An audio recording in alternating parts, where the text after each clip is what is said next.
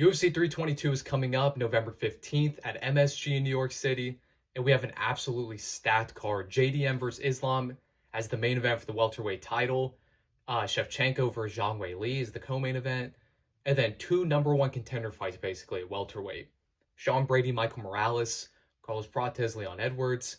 And then opening the main card, Beneil Dariush and Benoit Denis. So that's the fight I'm going to start with first. And honestly, with this pick, it's more, I'm going to go with Beneil by decision. And I say that because I'm still not high on BSD. I still think he's overrated. And really, his fight with Rufy, it didn't necessarily prove that BSD was that good. I just think it proved that Rufy was dog shit and that his grappling is zero. You know what I mean? It wasn't, it was mainly just exposing Rufy. Not that, oh, BSD is, oh, he fucking ragdolled the next Connor. Like, no, that's not what that fight was. So, because also in the fight before that, we saw BSD actually get cracked a few times against, I think it was Kyle Prepolek.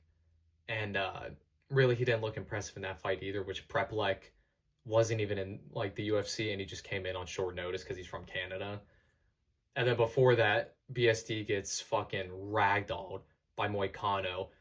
His fucking eye is like twice the size as normal. It's like all purple. He looked like he went back to the fucking war zone with the French Foreign Legion or Spec Ops, whatever the fuck he was involved in. So, really, I still think BSD is not that good. And with Beneil, it's like Beneil, he's still good. I mean, he's out of his prime a little bit, but he still has such a solid foundation on the ground with his wrestling and jiu-jitsu. Like, I mean, he out-grappled Moicano, and which, I mean, also Moicano for some reason gassed out. But it was also, he gassed out because Beneil was making him work on the ground. And in terms of this fight with Beneil and BSD, I just think that Beneil is either going to out-grapple BSD or their grappling is going to cancel each other out and it's just going to stay on the feet, which I honestly favor Beneil on the feet because he still has some thud. He's still, pretty solid technical on the feet. And I just think BSD is so unexplosive and you can see his shots coming from a mile away. He's just not that dynamic. So that's why I lean towards Beneil with unanimous decision. So yeah, that's pretty much it for that fight. Then Carlos Prates and Leon Edwards.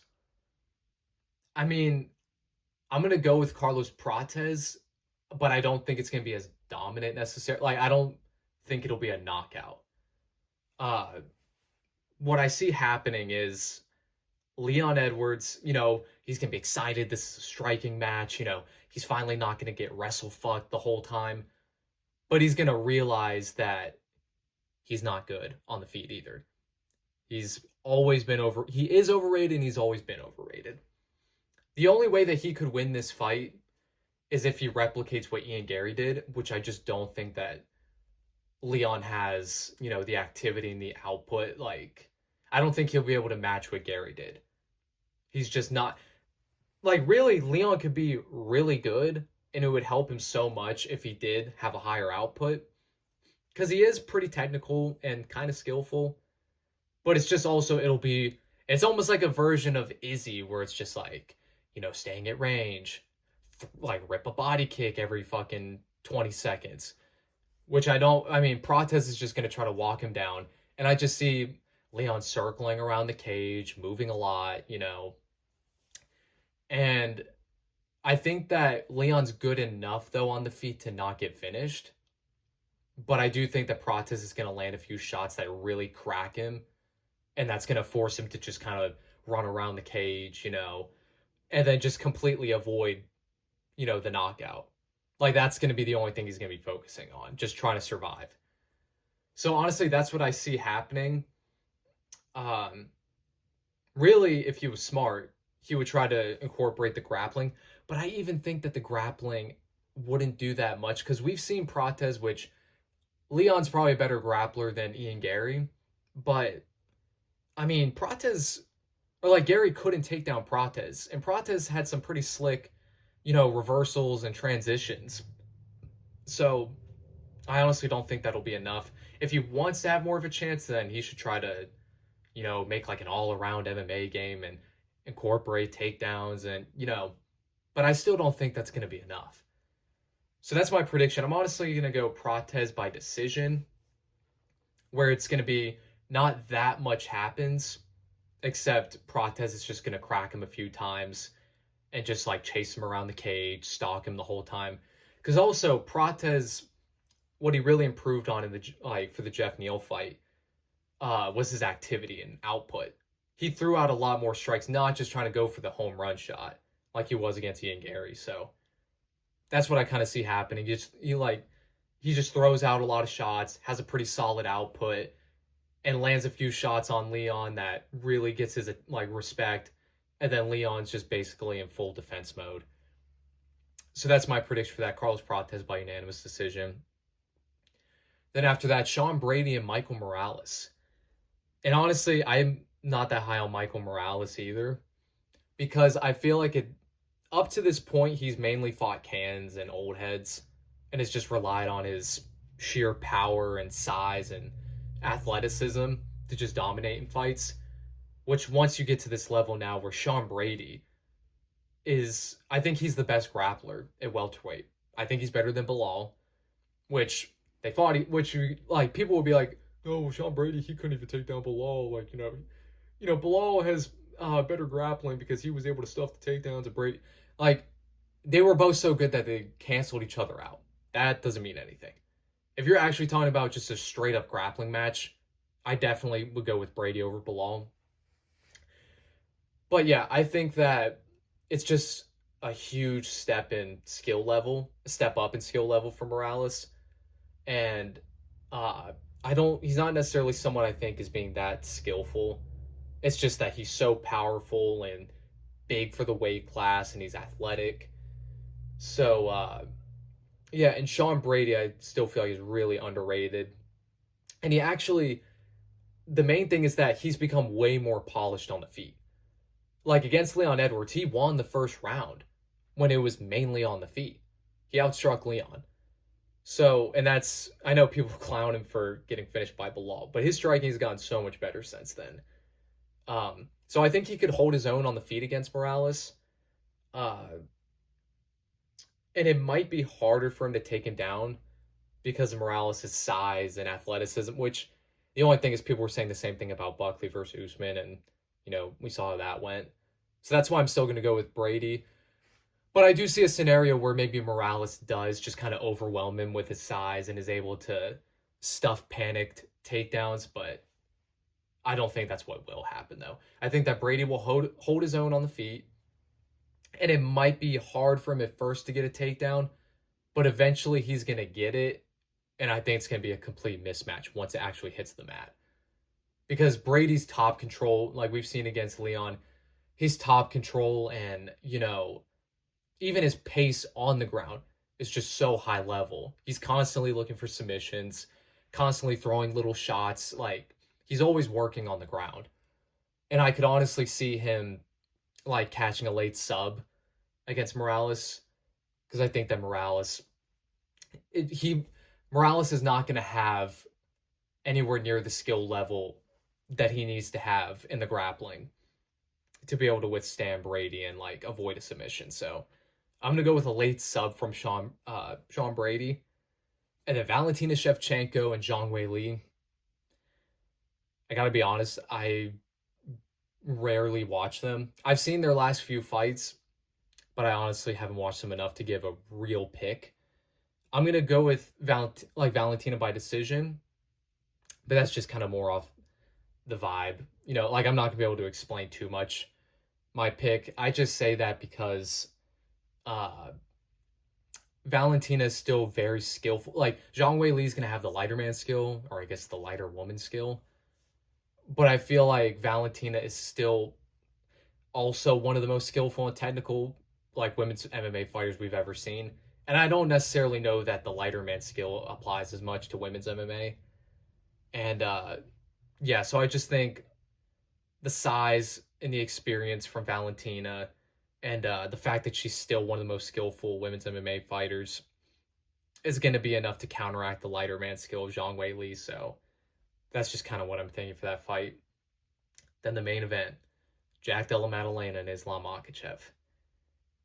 The thing with this fight, I'm leaning towards, I don't know, I'm leaning towards JDM because mainly the fact that I was seeing, or I watched Lucas Tracy's video, kind of talking about this fight, and he made a point that I didn't even think of when he talked about how people that have full camps against Islam tend to do a lot better than other guys. Like Islam really only dominates when it's against guys that are coming in on short notice. Like Volkanovski in the first fight, it was a war. Then Volk takes it on short notice. In the second fight, gets head kicked, knocked out. Hanato Moicano took it on short notice, gets subbed in the first round. Dan Hooker took the fight on short notice, got subbed in the first round. Bobby Green took the fight on short notice. But then like Poirier and Volkanovski in the first fight both have full camps, and it's a fucking war. So honestly, after hearing that, like when he brought that up, I was like, shit, I didn't even think about that. You know, and the thing with that too is I think JDM is one of the best prep fighters in the UFC. Like you saw for his fight with Beneil, how they had the whiteboard and like, you know, the different transitions and things that he can do, and like against the cage, on off his back, like they almost looked like they had everything planned out. And which I know other fighters do it, but you could even see in the Beneil fight all the different little things that we had never seen from him before that you could tell he implemented specifically for this fight. So I think that JDM is one of the best prep fighters, which will really help. I think also the fact that we've seen JDM gets better every time we see him. You know what I mean? Like for Islam, it almost feels like, for me, Islam peaked when he beat Oliveira. Like that was the one truly fucking impressive fight and win. But then after that, he goes to war with Volkanovski. Then like he takes him on short notice, knocks him out, but it was little fat Volk on, 9 days notice. Then he goes against Poirier, has a war with him, which we all know that Poirier was out of his prime at that point. And that, I mean, and people also forget, Poirier took that fight, it was a 3-month turnaround from the BSD fight. So he just like went right back into it. Like that can be fucking grueling. So, and also we know like how Poirier's had problems with his hips, and he's been ragdolled by Khabib and Oliveira. Because if y'all remember, the vibe going into that fight was that Islam was just going to sub him in the first round, and that it'd be a miracle if he made it out the first 5 minutes. Like that was the vibe that Poirier had, that he was just going to get dominated, which Islam didn't dominate him. And even though he technically dominated him on the scorecards, everyone watching that fight like knew it was competitive. It felt like a real fight. It felt like a war. So, back to JDM. So yeah, I was saying like Islam, I feel like he peaked against Oliveira and has kind of stayed, he hasn't truly progressed. Like, you know what I mean? He hasn't had necessarily a better performance against a better opponent since the Oliveira fight. But then JDM, you look at his fight against Gilbert Burns, which he did break his arm, but like overall the striking and the grappling, like you could see how he looked levels like above his old self in the Beneil fight. He looked so much better, so much more prepared, so much more technical and skillful and well-rounded. So it's almost like you can reasonably infer that JDM is going to look even better against Islam than he did against Beneil. So, yeah, with all those things, I just think, and then also he's working the specifics with Craig Jones, which I really do think is the kryptonite to that style of grappling. You know what I mean? Like, whenever you're actually, because like, you saw DC where he's like, oh, JDM, he's in the middle of the octagon, he's going to have to try to, get to the cage so he can work his way back up to his feet. and then he just gets up while laying in the middle of the, like, on his back in the middle of the octagon. Like, that's the specifics, the jujitsu stuff, the fucking wizardry on the ground.